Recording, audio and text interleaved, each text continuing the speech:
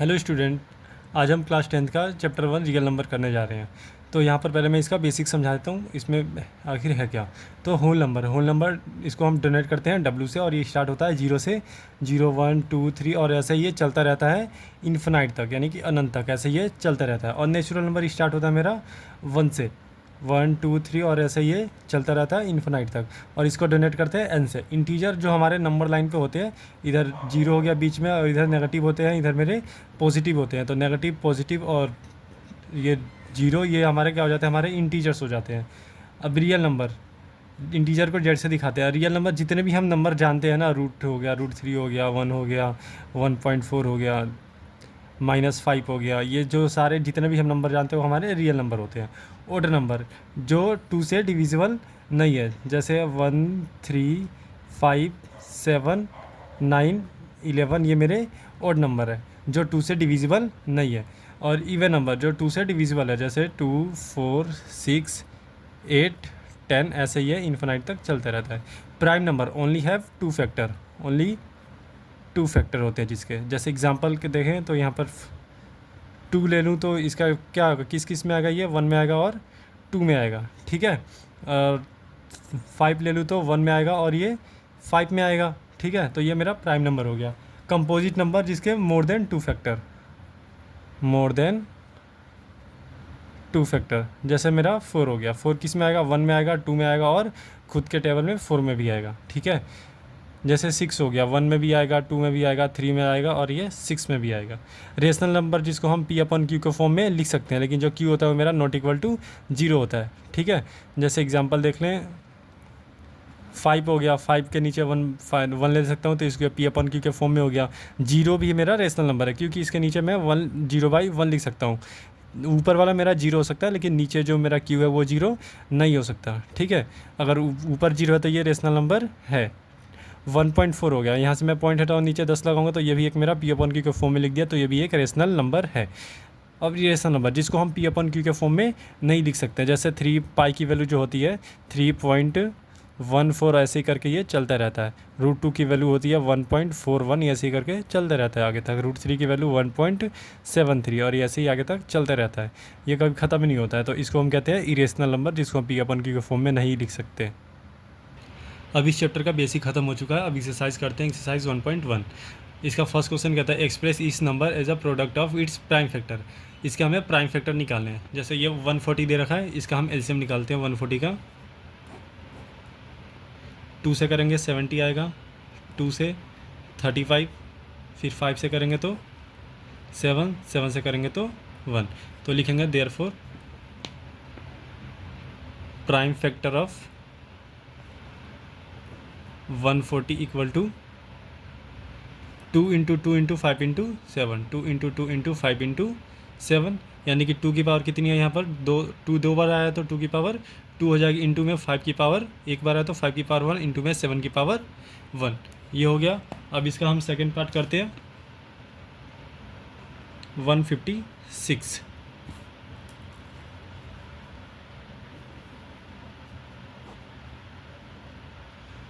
इसको हम 3 से करते हैं, ये आ जाएगा। 2 से कर देते हैं, 2 से करेंगे फिर 13 आएगा, फिर 30 से करेंगे 1 आएगा। तो देयरफॉर लिखेंगे prime factor of 156 equal to 2 × 2 × 3 × 13, यानी कि 2 की पावर 2, 3 की पावर 1, इंटू में 13 की पावर 1, ठीक है। अब थर्ड पार्ट इसका 3825।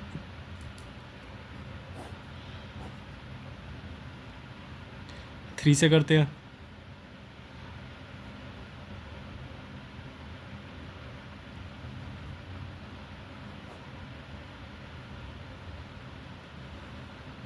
अब 5 से करते हैं,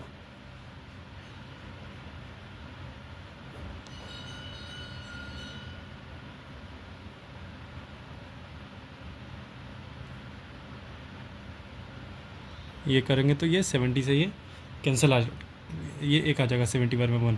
तो यहाँ पर therefore prime factor of 3 8 2 5 equal to 3 into 3 into 5 into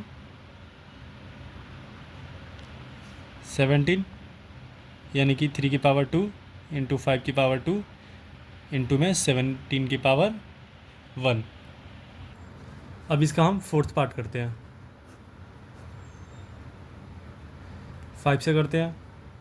5 पंजा 5 0 0 1 ये आ गया। अब हम इसको 7 से करते हैं। 7 पंजा 7 3 यहाँ पे 3 बचेगा, 3 के यहाँ 0 लगेगा तो 7 4 जा 28, 2 बचेगा, 30 में से 28 जाएगा, 2 बचेगा और 2 के साथ 1 लग जाएगा 21, तो 7 3 जा 21। ये अब वहाँ पर 143 आ गया। अब इसको हम 11 से करते हैं। 11 1 जा 11, यहाँ पर 3 बचेगा, 14 में से 11 जाएगा तो 3 बचेगा, 3 के साथ लग जाएगा तो 33 हो गया। अब 11 को 33 से डिवाइड देंगे तो ये 3 आ जाएगा। अब इसको 13 से करेंगे तो ये 1 आ गया। तो देयरफॉर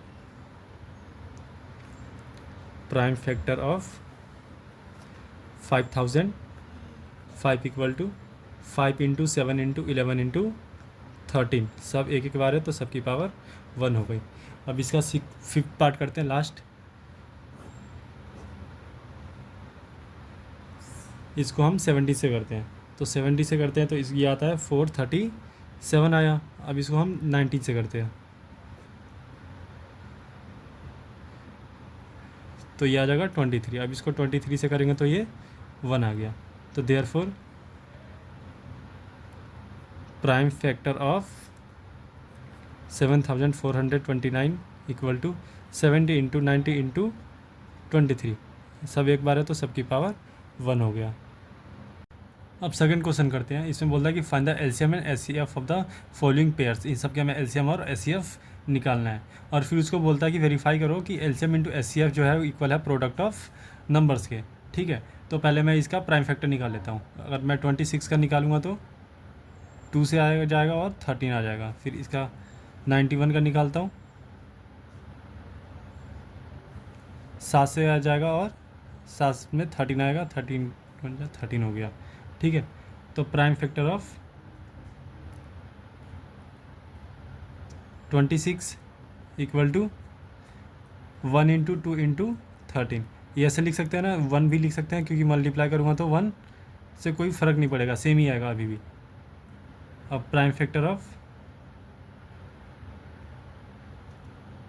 91, इसका 1 इंटू 7 इंटू 13। अब देखो एचसीएफ कैसे निकालते हैं। एचसीएफ जो इन दोनों में कॉमन होता है वो मेरा एचसीएफ हो जाता है। जैसे इन दोनों में एक कॉमन है, एक यहाँ पर लिख देंगे मल्टीप्लाई में। अब क्या कॉमन है, 13 कॉमन है दोनों में, तो यहाँ पर एक बार 13 लिख देंगे। ठीक है, तो इसका जो एचसीएफ हो जाएगा ये आ जाएगा, इसको मल्टीप्लाई करूँगा तो 13 आ गया। अब इसका एलसीएम, अब इन दोनों में जो कॉमन है उसको एक बार लिखेंगे। ये जो कॉमन है एक एक दोनों में एक बार लिख दिया, 13 दोनों में एक बार कॉमन है तो यहाँ पर एक बार लिख देंगे। अब जो बाकी जो बच गया ना सब यहाँ पर मल्टीप्लाई में लिख देंगे। 2 बचा है यहाँ पर, मल्टीप्लाई में 2 आ जाएगा। 7 बचा है यहाँ पर, 7 मल्टीप्लाई में आ जाएगा। तो इसको हम मल्टीप्लाई करेंगे तो 182 आता है। ये हमारा एलसीएम और एचसीएफ निकल गया। अब हमें वेरीफाई करना है। ठीक है, एलसीएम इंटू एचसीएफ इक्वल होता है प्रोडक्ट ऑफ नंबर के, यानी कि इन दोनों को एचसीएफ और एलसीएम को मल्टीप्लाई करूँ तो ये इक्वल आना चाहिए 26 इंटू 91 के। ठीक है, तो मैं वेरीफाई करता हूँ। Let's verify. ठीक है, LCM into HCF, LCM into HCF निकालते हैं पहले। तो एलसीएम जो है मेरा 182 आया है और एचसीएफ जो है 13 आया। अगर मैं इसको मल्टीप्लाई करता हूँ तो ये आता है मेरा, तो इसको हम मल्टीप्लाई करेंगे तो 2366 आ जाएगा। ठीक है, अब हम प्रोडक्ट ऑफ नंबर निकालते हैं। प्रोडक्ट ऑफ नंबर निकालते हैं तो यहाँ पर प्रोडक्ट ऑफ नंबर क्या है हमारा, 26 है इंटू में 91। इसको भी मल्टीप्लाई कर दे तो 2366 आ जाएगा। तो यहाँ पर लिखेंगे देयरफॉर एलसीएम इंटू एचसीएफ किसके इक्वल आ गया, यहाँ पर भी दोनों जगह सेम आएगा मल्टीप्लाई करने पर, तो लिख देंगे therefore LCM into HCF equal to product of numbers, hence verified. अब इसका हम सेकेंड पार्ट करते हैं।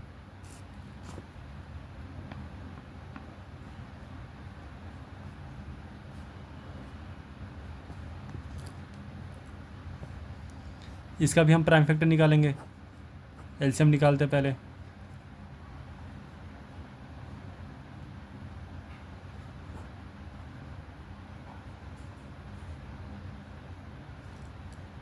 अब इसको 3 से करते हैं तो हमारा आएगा ये 17, फिर 70 से करेंगे तो ये 1 आ गया।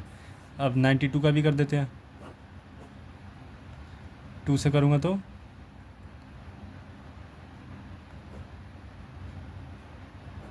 इतना आ गया। ठीक है, तो prime factor of 510 equal to क्या है, 2 into 5 into 2 into 5 into 3 into 17 and prime factor of 92 और मल्टीप्लाई में 1 भी लिख लेना, 1 इंटू 2 इंटू 2 इंटू 23। ठीक है, अब इसका एस निकालते हैं। एस जो दोनों में कॉमन होगा वो मेरा एस हो जाएगा, दोनों में 1 कॉमन है तो 1 आ गया, दोनों में 2 कॉमन है तो यहाँ पर 2 भी आ गया, तो इसका एस जो आएगा वो आएगा हमारा 2। ठीक है, अब इसमें कुछ कॉमन ही नहीं है दोनों में, यहाँ पर 3 है, उसमें 3 है तो इसमें 3 नहीं है, या 5 है तो इसमें 5, इसमें अब कुछ कॉमन ही नहीं है। अब इसका एलसीएम निकालते हैं। एलसीएम जो दोनों में कॉमन है, उसको हम एक बार लिख देंगे। 1 कॉमन है दोनों में, एक बार लिख दिया, दोनों में एक बार 2 कॉमन है, एक बार लिख दिया, और जो बाकी बच गया सब इसमें मल्टीप्लाई में लिख दो। 5 इंटू 3 इंटू 17, 5 इंटू 3 इंटू 17 और नीचे है 2 इंटू 23। इसको जब हम मल्टीप्लाई करते हैं तो ये आता है इतना। अब हमें वेरीफाई करना है, let's verify LCM into HCF. ठीक है, एलसीएम जो है मेरा 23,460 और एचसीएफ जो है 2, इसको हम मल्टीप्लाई करते हैं तो ये आता है 46,920। अब प्रोडक्ट ऑफ नंबर निकालते हैं, numbers, product of numbers 510 into में 92, इसको भी मल्टीप्लाई करेंगे तो यही सेम आएगा। तो यहाँ पर दोनों मेरा इक्वल आ गया, तो देयरफॉर लिख देंगे यहाँ पर LCM into HCF equal to product of numbers, hence verified. अब इसका हम थर्ड पार्ट करते हैं। इसका पहले हम एलसीएम निकालते हैं 336 का,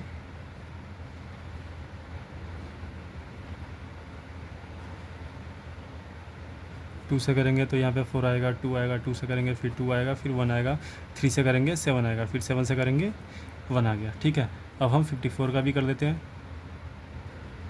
2 से करेंगे 27 आएगा, 3 से करेंगे 9 आएगा, 3 से करेंगे फिर 3 से करेंगे फिर 1 आ जाएगा। ठीक है, तो यहाँ पर लिखते हैं प्राइम फैक्टर ऑफ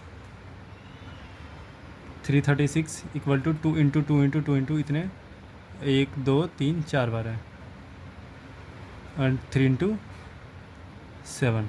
ठीक है, और यहाँ पर prime factor of 54, 2 into 3 into 3 into 3। HCF निकाल लेते हैं। एचसीएफ क्या होगा, जो दोनों में कॉमन होगा, यहाँ पर मल्टीप्लाई में 1 भी लिख देते हैं। 1 दोनों में कॉमन है, 1 आ जाएगा। यहाँ पर 2 भी कॉमन है दोनों में, एक 2 आ गया। अब यहाँ पर एक 3 कॉमन है तो यहाँ पर 3 आ गया, तो एचसीएफ इसका 6 हो गया। और एलसीएम जो दोनों में कॉमन है वो उसको एक बार लिखेंगे। एक कॉमन था दोनों में, एक बार लिखा, यहाँ पर दोनों में 2 एक बार कॉमन है, एक बार लिख लिया, 3 जो था यहाँ पर लिख लिया। अब जो बाकी बच गया उन सबको मल्टीप्लाई में लिख देना है। 2 into 2 into 2, 2 into 2 into 2 into 7 into 3 into 3। इसको जब हम मल्टीप्लाई करते हैं तो आता है 3024। अब इसको वेरीफाई भी करना है, तो let's verify LCM into HCF निकालते हैं। एलसीएम जो आया 3024 और एचसीएफ जो आया 6। अब इसको हम मल्टीप्लाई करते हैं तो 18,144 आता है, और प्रोडक्ट ऑफ नंबर्स निकालते हैं।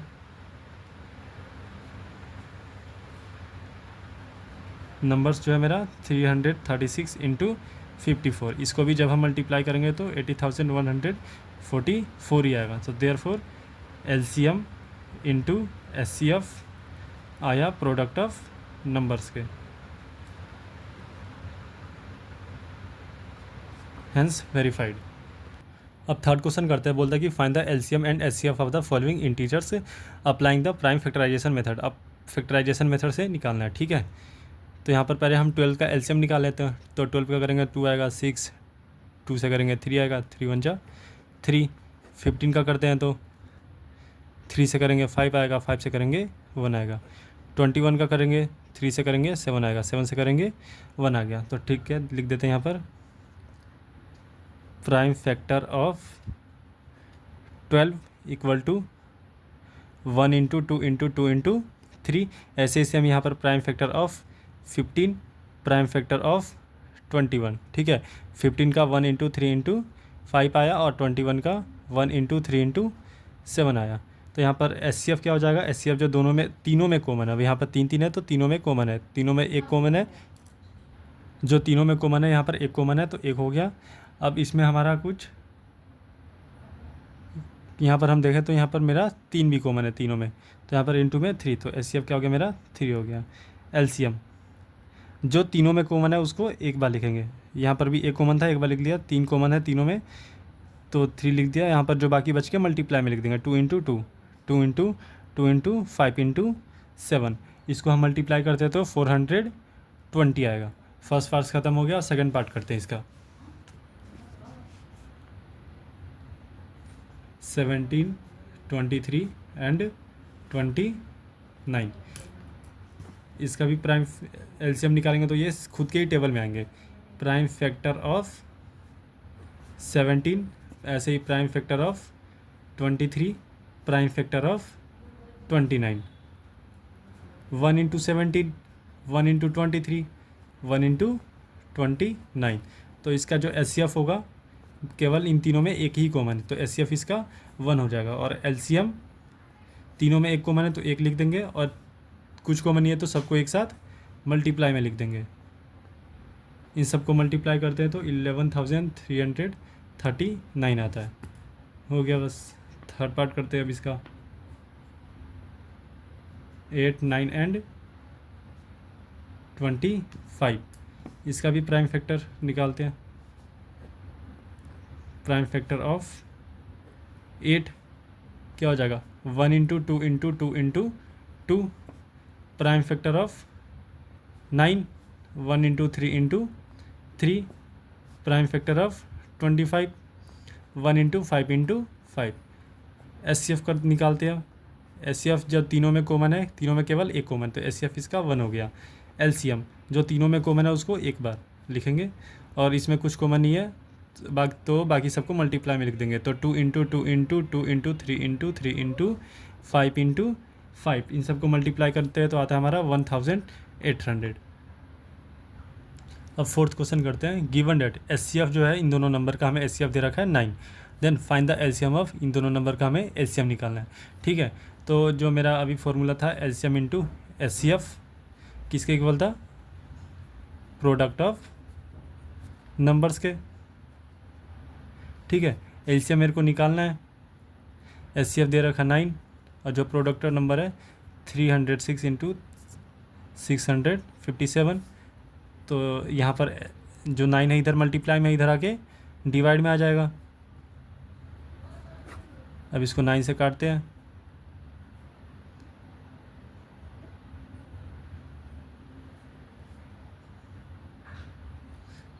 इतना आ जाएगा, तो इसको हम मल्टीप्लाई करेंगे इन दोनों को, तो ये आता है 22338, तो हमारा ये एलसीएम आ गया। अब फिफ्थ क्वेश्चन है, check whether 6 power n can be end with the digit 0 for any natural number n। ये बोला है कि जो अगर हम n यहाँ पर क्या मेरा नेचुरल नंबर है, अगर नेचुरल नंबर यानी कि 1 2 3 या इन्फिनाइट तक चलते रहता है, तो मैं यहाँ पर n की वैल्यू रखूँ, कुछ भी रखूँ, 1 2 3 से लेकर कुछ भी रखूँ, तो ये जो एंड होना चाहिए ये उसके एंड जो ख़त्म होना चाहिए उसके एंड में 0 आना चाहिए। अगर मान लो मैं इधर रखता हूँ 6, n की जगह पर 1 रखता हूँ, तो यहाँ क्या आएगा 6 आएगा। और किसकी यहाँ पर 2 रख देता हूँ n की जगह पर 2, तो ये 36 आ जाएगा।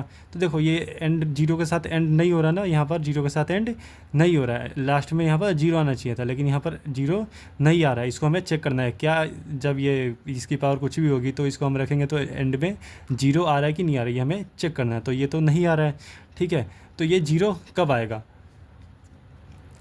जब 2 की पावर m इंटू 5 की पावर n होगा, तब ये क्या आएगा हमारा 0 आएगा। ठीक है, ये हमने 9th क्लास में पढ़ा था। अगर मैं m की वैल्यू 2 ले लूँ और n की वैल्यू भी 2 ले लेता हूँ, तो यहाँ पर दोनों में पावर कॉमन है तो ये बाहर निकल जाएगा।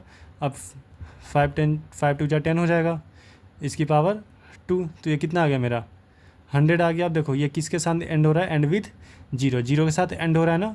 लेकिन यहाँ पर अगर मैं इसका करूँ 6 की पावर n का, 6 की पावर n क्या आएगा 2 इंटू 3 की पावर n, यानी कि ये आ रहा है 2 की पावर n इंटू 3 की पावर n, ये आ रहा है। तो ये अगर मैं यहाँ पर 2 की पावर n, यहाँ पर n जो है मैं 1 ले लेता हूँ, ठीक है।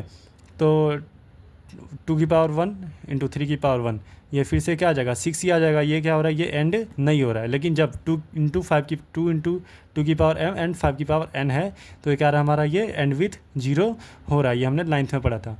तो देखो इसका हम क्या लिखेंगे, 6 की power n equal to 2 into 3 की पावर n, यानी कि 2 की पावर n इंटू 3 की पावर n, ठीक है। तो इसको हम लिखेंगे therefore it can not be and with the digit 0 because it is not in the form of 2 की पावर m इंटू 5 की पावर n, ठीक है। अगर ये इसके फॉर्म में होता तो ये एंड हो जाता 0 से, लेकिन ये इसके फॉर्म में नहीं है, इसलिए ये 0 से एंड नहीं होगा। 6 क्वेश्चन कहता है explain why 7 into 11 into 13 plus 13 and ये इतना प्लस में 5 है यहाँ पर आर कंपोजिट नंबर। ये हमें बताना है कि ये क्यों कंपोजिट नंबर है, ये और ये, ठीक है। तो हम पहले फर्स्ट वाले को सोल्व करते हैं, 7 इंटू 11 इंटू 13 प्लस 13। अब इन दोनों में देखें तो यहाँ पर भी 13 है, यहाँ पर भी 13 है, तो 13 मेरा कॉमन आ जाएगा दोनों जगह से। यहाँ पर 7 इंटू 11 इंटू यहाँ पर 13 निकल गया तो प्लस 1 बच जाएगा, प्लस का साइन प्लस 1 13। अब इसको मल्टीप्लाई करूँ तो 77 प्लस 1, तो 30 इंटू ये 78 आ गया, ठीक है। अगर ये है मैं इसको 1 इंटू 13 इंटू 78 ऐसे मैं लिख सकता हूँ ना। कितने फैक्टर हो गए इसके, 3 हो गए। इसके कितने फैक्टर हो गए, 3 हो गए। तो कंपोजिट नंबर क्या होता है, मोर देन 2 फैक्टर। तो इसके कितने फैक्टर हो गए, 3 फैक्टर है, देयरफॉर क्या है, इट इज़ कंपोजिट नंबर, ठीक है। और मैं सेकेंड वाले को सोल्व करता हूँ, 7 into 6 into 5 into 4 into 3 into 2 into 1 plus 5। यहाँ पर दोनों जगह 5 कॉमन है, यहाँ से 5 कॉमन निकाल लेता हूँ, तो क्या बच गया 7 into 6 into 4 into 3 into 2 into 1 plus 1। इसको मैं अंदर वाले को मल्टीप्लाई करता हूँ तो ये आता है 1008 प्लस 1, तो 5 इंटू 1000, एक प्लस करूँगा तो 9 आ जाएगा। अब इसको मैं ऐसे लिख सकता हूँ 1 इंटू 5 इंटू 1009, इसके भी 3 फैक्टर होंगे, तो लिखेंगे therefore both are composite number because it have more than 2 factors। इसका 7 क्वेश्चन करते हैं। एक सर्कुलर पाथ है, ठीक है, एक स्पोर्ट्स का एक सर्कुलर पाथ है, ये रहा। इसको कवर करने में, इसको पूरा कवर करने में जो सोनिया है लेती है 18 मिनट। ये पूरा इसका एक सर्कल राउंड लगाने में इसका लेती है ये सोनिया 18 मिनट लेती है। और इसी सर्कल को पूरा करने के लिए रवि जो लेता है ये 12 मिनट लेता है। इसी सर्कल को पूरा करने के लिए रवि जो है वो 12 मिनट लेता है। तो बता रहा है कि अब बताना है हमें, क्या बताना है, suppose they both start at the same point. अगर ये दोनों एक ही पॉइंट से यहाँ से स्टार्ट करते हैं, ठीक है, यहाँ से एक ही पॉइंट से स्टार्ट करते हैं और same point and at the same time पर स्टार्ट करते हैं and go in the same direction, और दोनों एक ही डायरेक्शन में दौड़ते हैं, ठीक है। तो बताना है कि वो after how many minutes will they meet again at the starting point पर वो कितने टाइम बाद वो मिलेंगे, ठीक है। तो पहले इसका प्राइम फैक्टर निकालते हैं। प्राइम फैक्टर ऑफ 18 क्या हो जाएगा, 1 इंटू 2 इंटू 3 इंटू 3।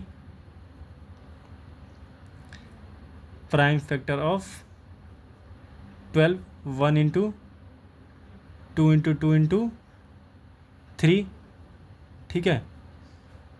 अब देखो ये हमें क्या बताना है कि ये जब एक ही पॉइंट से एक ही डायरेक्शन में दोनों एक सेम टाइम पर दौड़ना स्टार्ट करें तो ये अपने स्टार्टिंग पॉइंट पर वो कितने टाइम बाद आकर मिलेंगे एक एक दूसरे के साथ, कब मिलेंगे ये। तो इसके लिए हमें क्या करना पड़ेगा, इन दोनों का मेरे को एलसीएम निकालना पड़ेगा, ठीक है। तो इसका एलसीएम कैसे निकालेंगे, जो दोनों में कॉमन है उसको एक बार लिख देंगे, एक लिख दिया। ये दो एक बार कॉमन है, यहाँ पर भी दो लिख दिया।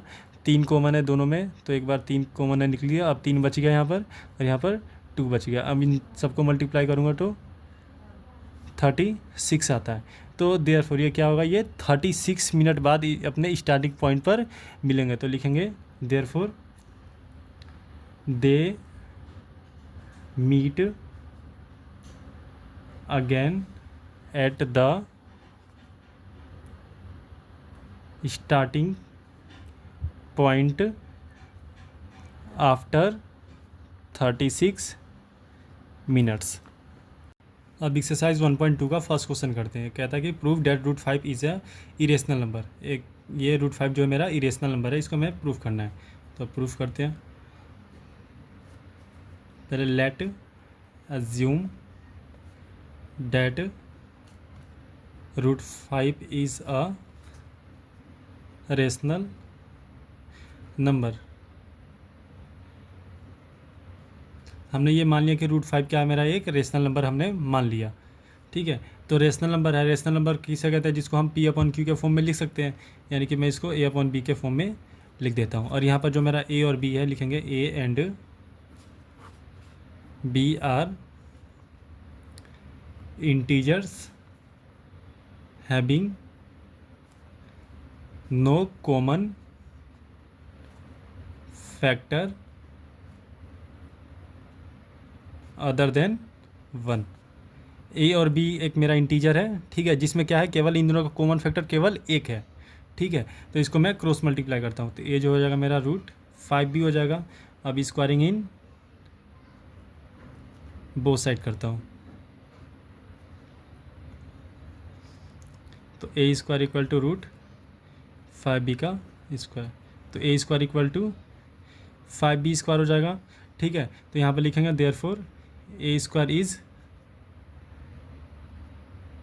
डिविजिबल बाई 5, तो देयरफॉर ए इज ऑल्सो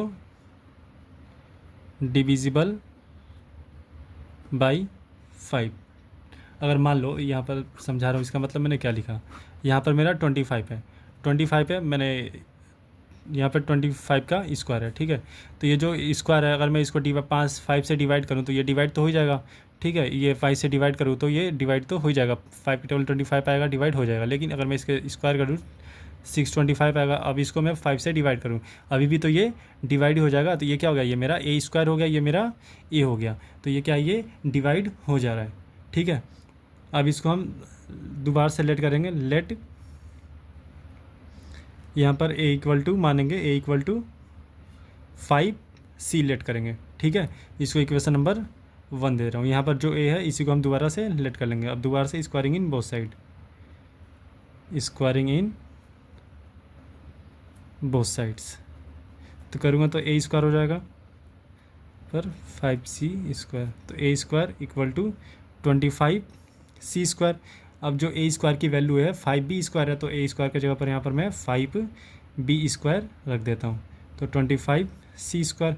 अब जो 5 इधर आके डिवाइड में आ जाएगा, तो ये 25 से क्या कैंसिल आउट होगा, तो 25 बच जाएगा c स्क्वायर, ठीक है। यहाँ पर हमने यहाँ पर लिख देंगे फ्रॉम इक्वेशन फर्स्ट से हमने क्या करा है, ए स्क्वायर की जगह पर यहाँ पर मैंने 5b स्क्वायर लिख दिया। तो यहाँ पर भी सेम ये लिखेंगे, therefore b square is divisible by 5, therefore b is also divisible by 5, ठीक है। तो यहाँ पर क्या आया, हमने तो देखा था कि इसका केवल एक ही कॉमन फैक्टर है ना, लेकिन यहाँ पे मेरे को दिख रहा है इन दोनों का कॉमन फैक्टर क्या है, 5 है दोनों जगह, ठीक है। यहाँ पे कॉमन फैक्टर क्या है मेरा, दोनों जगह 5 है। तो हम यहाँ पर क्या लिखेंगे, 5 is a common factor of A and B. देखो यहाँ पर ए का भी कॉमन, यहाँ पर फैक्टर 5 है और यहाँ पर बी का भी फैक्टर 5 है। ठीक है, तो यहाँ पर ए और बी का क्या है, कॉमन फैक्टर 5 है, लेकिन हमने ऊपर मान था कि ये क्या है, इसका एक ही कॉमन फैक्टर है, एक से एक के अलावा और कोई कॉमन फैक्टर हो ही नहीं सकता इसका। तो यहाँ पर लिखेंगे therefore this is contradict fact. ठीक है, this is a contradict fact, A and B have no common factor other than 1। हमने ऊपर माना था कि इन ए और बी का एक के अलावा और कोई कॉमन फैक्टर हो ही नहीं सकता, लेकिन यहाँ पर क्या आ गया, यहाँ पर 5 मेरा इसका कॉमन फैक्टर आ गया। तो लिखेंगे therefore our assumption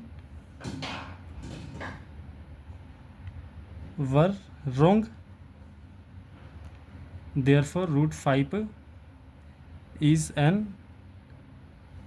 irrational number, hence proved।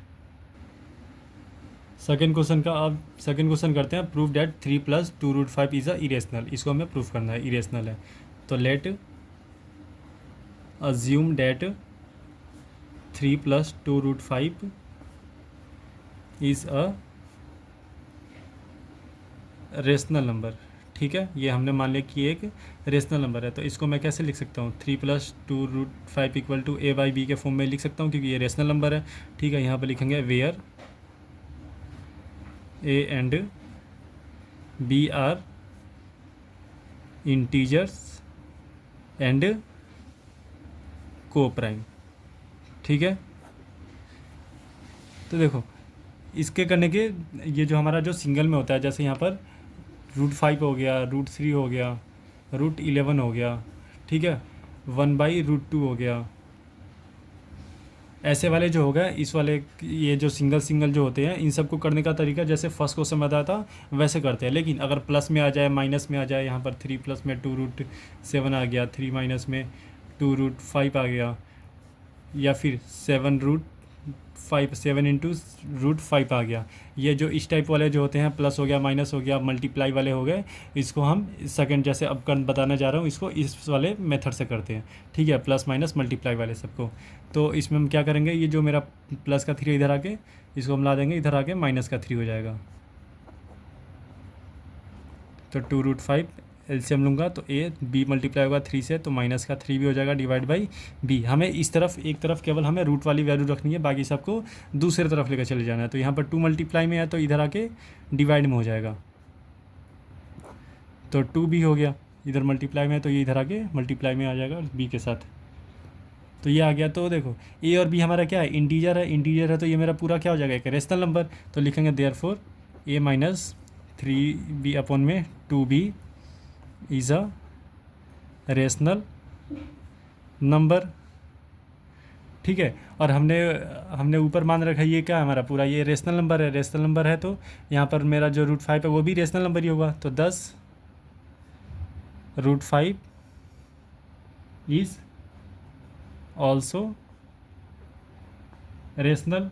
ठीक है, √5 इज़ ऑल्सो रेशनल, बट ये तो √5 हमारा रेशनल तो हो ही नहीं सकता ना, तो लिखेंगे it is contradict fact, it is contradict fact. ठीक है, डैट √5 इज़ इरेशनल, √5 जो हमारा एक इरेशनल है, देयरफॉर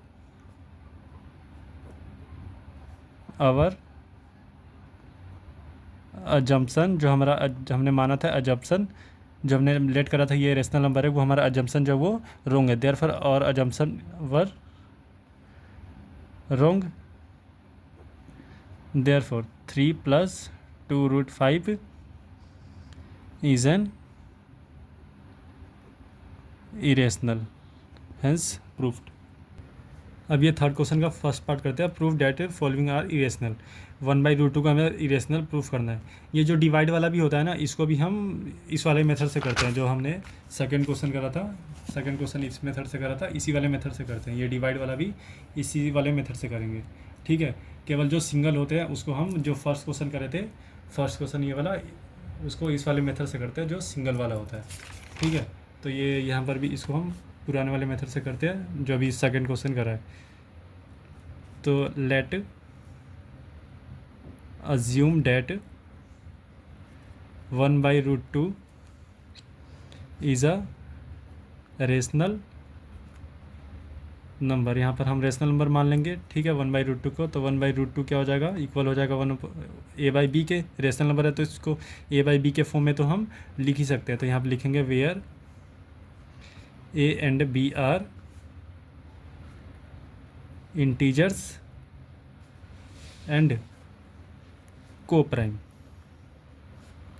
ठीक है।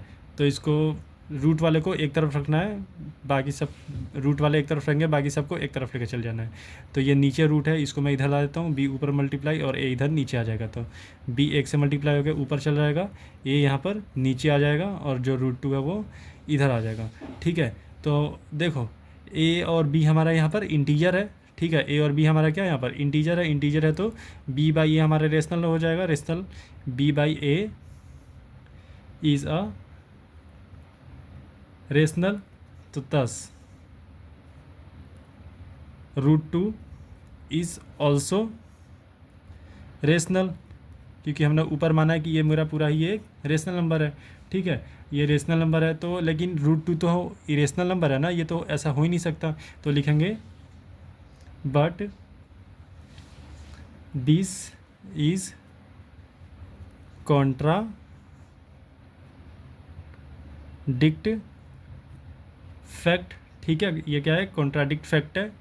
√2 is irrational, therefore our assumption were wrong।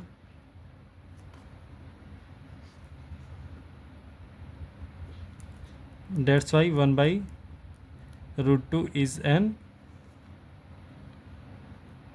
irrational, hence proved।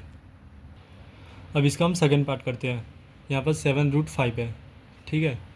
तो इसको हम फिर से late assume that 7√5 is a rational. हमने इसको मान लिया कि क्या है, रेशनल है। तो 7√5 इक्वल हो जाएगा a/b के। यहाँ पर where a and b are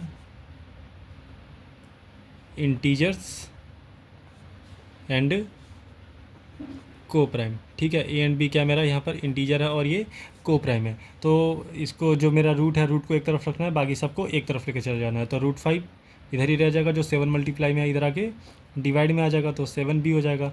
अब ए और बी हमारा इंटीजर है, इंटीजर है, तो a/7b ये मेरा रेशनल नंबर हो जाएगा। तो therefore a/7b is a rational number.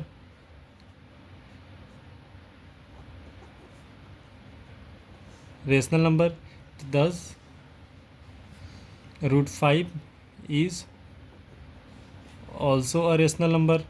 हमने ऊपर मान रखा है कि ये भी एक रेशनल नंबर ही है, ठीक है, लेकिन ये रेशनल नंबर तो हो ही नहीं सकता। तो लिखेंगे बट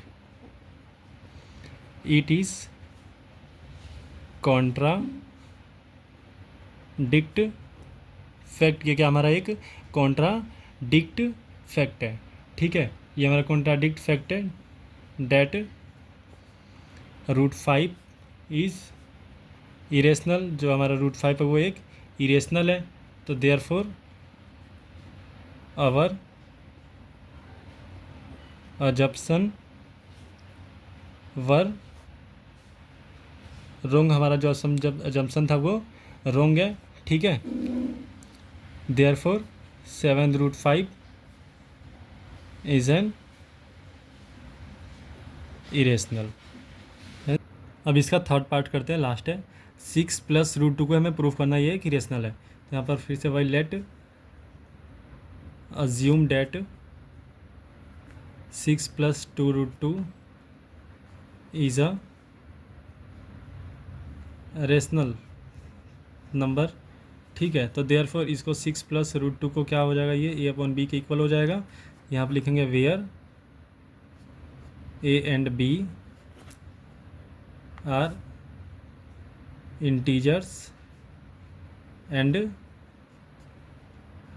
को प्राइम। ठीक है, तो जो 6 है प्लस का ए रूट को एक तरफ रखना है, बाकी सबको दूसरी तरफ ले जाना है।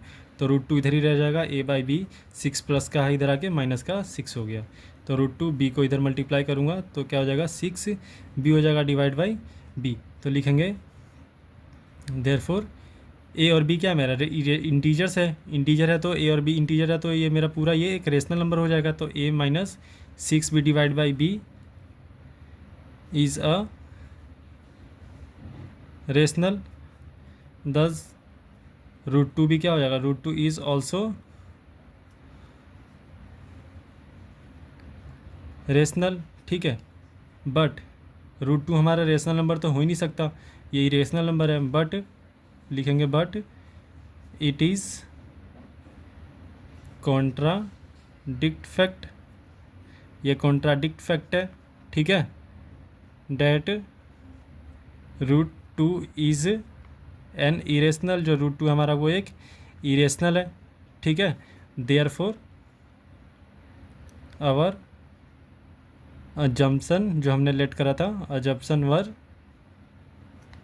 रोंग, जो हमने लेट करा था वो मेरा रेशनल नंबर, लेकिन हमारा अजम्पशन क्या है, ये रोंग है। ठीक है, therefore 6 plus root 2 is an irrational number, hence proved. अगर आपको ये चैप्टर समझ आया तो इस वीडियो को लाइक करें और चैनल को सब्सक्राइब करें, और ये इस वीडियो को अपने दोस्तों के पास शेयर करें जिससे उनकी हेल्प हो सके।